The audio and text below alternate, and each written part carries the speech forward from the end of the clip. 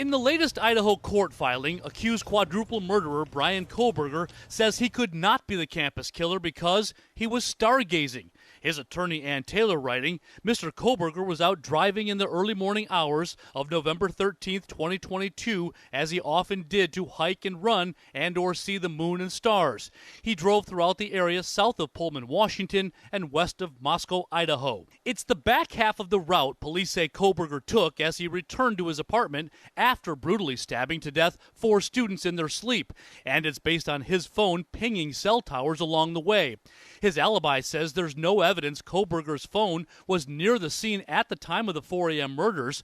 Former detective and defense witness Cy Ray, who has a true crime YouTube show, will testify on Kohberger's behalf. But prosecutors argue the reason is simple. Kohberger just turned his phone off the 2 hours around the murders. What prosecutors do have is video of a car matching Kohberger's leaving the murder scene, and the same vehicle later back at Washington State University where Kohberger was getting his doctorate in criminology. Also, according to police, Kohberger's phone was near the murder scene just after 9 a.m. that morning, hours before police were called.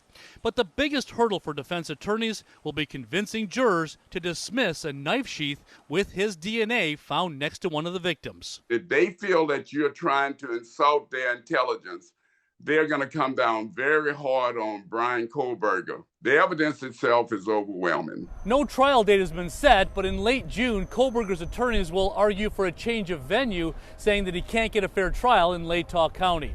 In Seattle, Dan Springer, Fox News.